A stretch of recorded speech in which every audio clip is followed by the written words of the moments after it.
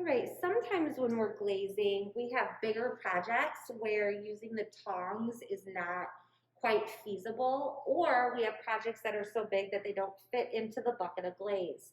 So we're gonna show you next how to glaze a coil pot. So these are a little bit bigger. We're gonna start off by getting glaze on the inside. So when you come up for your colors, your teacher will be there by the bucket, and we're gonna start by filling up the inside with glaze, and then we're gonna spin and rotate it to coat the whole inside. So once the glaze goes in, she's gonna start spinning it pretty quickly, so she's coating the inside. Your teacher will be looking at it from the outside to help kind of guide the glaze out. So we want the glaze to come out and coat the inside. Once it's all coated inside, then we're gonna turn it upside down and we're gonna let this drip over the bucket. And I like to, as I'm helping students, kind of tap some of it, tap it on the side just to help get some of those drips off. Kind of shake it a little bit,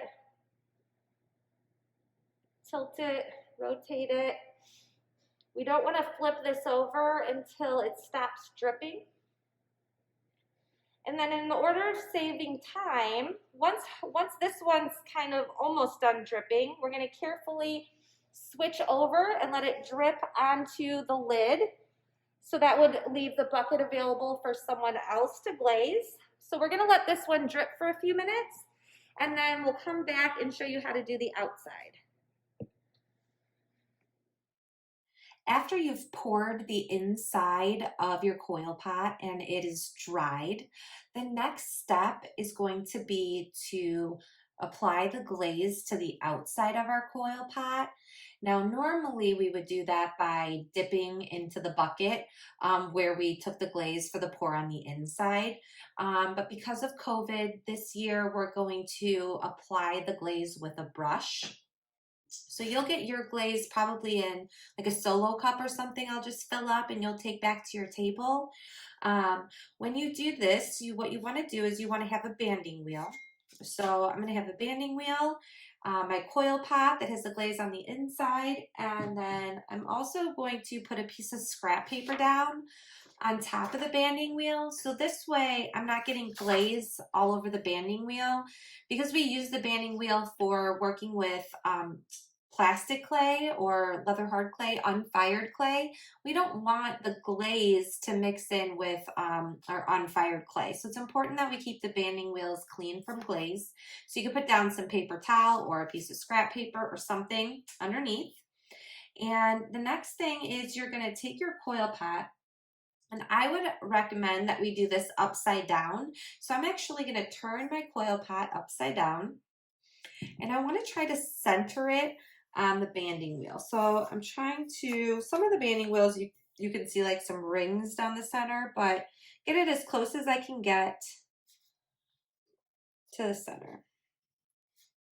The reason I'm having you do this upside down, some of these coil pots are a little bit wobbly, and if we had it standing upward, there's a better chance of it tipping over. If yours feels sturdy sitting on its foot, you could do this on its foot also. But mine, the way mine is put together, I'm going to do mine upside down. I've also have dry foot my piece with wax. So the wax is going to resist the glaze. So it's okay to get a little bit of glaze on the wax. We'll just make sure we wipe it off when we're done. All right, so I have my glaze here, and I'm just going to stir it up. Mine I brought home with me so I could do this demonstration from home. So I'm going to just take a minute here, and using my brush, I'm just going to kind of stir up the glaze. When we apply this glaze, now dippable glazes are generally going to be a little bit thinner than the brush glazes that we used for our pinch pot and for our plate.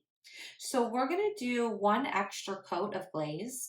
but it's also extremely important that we let the glaze dry in between coats. So this really should take you more than one class period. You'll probably be able to get 2 coats of glaze on, but just remember that if you try for a third coat, the project may be too wet to handle to put away. So we want it to be able to be dry enough that we can put it away. So I'd say in one class period, we get 2 coats, and on the next class period, we finish up with 1 or 2 more coats, depending on the thickness of the glaze. So my glaze here, it's a little bit thinner than melted ice cream or a milkshake, which is the consistency that we'd like it to be. So I'm probably going to do 4 coats on mine. But I'll let you know as I'm mixing up the glazes and pouring them for you how many coats you'll need. Now, the benefit of doing this on a banding wheel is we can apply the glaze evenly without having to touch our project as we're working. So I'm just going to take my brush and place it onto my coil pot, and then I'm going to be spinning the banding wheel to help me apply the glaze. So I want to make sure that I'm putting the glaze on thick and even. It's going to drip a little bit, so that's why I have the scrap paper down. And then I'm going to reapply the glaze to my brush often. So I'm going to start at the top because the glaze is going to start to drip. And I'm going to place my brush and start spinning my banding wheel. And once I see that my brush is no longer picking up the glaze, or if I'm seeing some of that bisqueware coming through, I'll dip back into my glaze, turn my brush around, use both sides of the brush, and then I'll go ahead and do another layer going down this way, turn my brush often, reload the glaze, and make sure that we could put some newspaper or newsprint paper down on the table as well so that we're not dripping glaze. This glaze is kind of watery, so you don't want to drip it all over the place.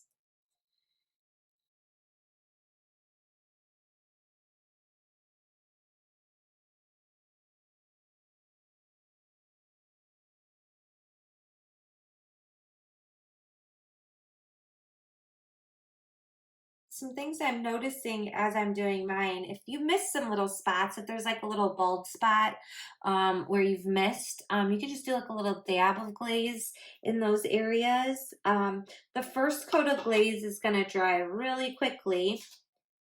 Your second and third coats are going to take a little bit longer, just like with the brushed glazes, because right now the glaze is kind of filling into the bisqueware, being absorbed into that surface there.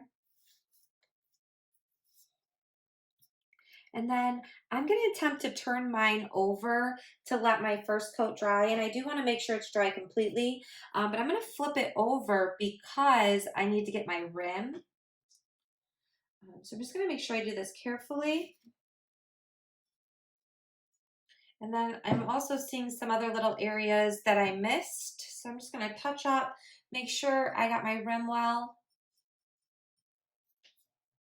And again, I'm just going to kind of like put a little dab here and there where I'm seeing some spots that I missed. And then I'm going to let this dry completely.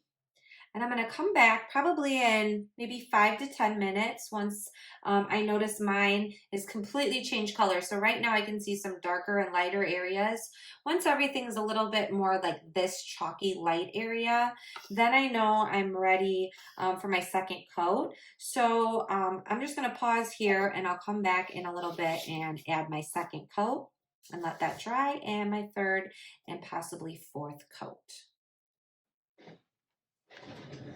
Okay, so I've let my coil pot dry for about 10 minutes, I'd say.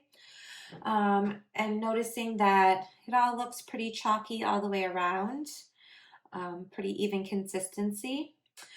Before I flip this over though, my piece of scrap paper got really messy, and if I flip this over, there's a chance that it's going to get stuck. So I'm just going to take precaution, and I'm going to put down a new piece of scrap paper in between all of my coats, just to help protect my piece. So I'll throw that away. Put down my new piece of scrap paper.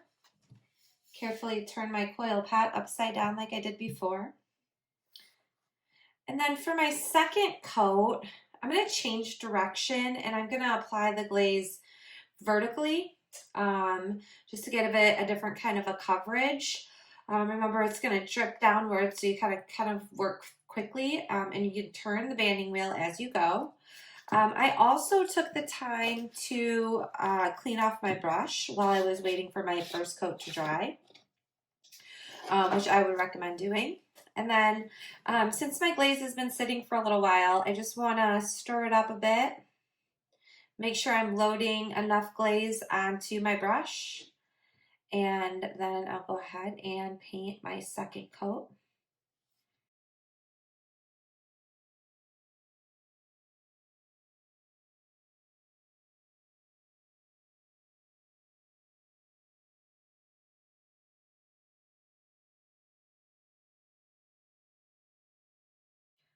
So I'm just going to spin it around and make sure that it looks like I got an even coat.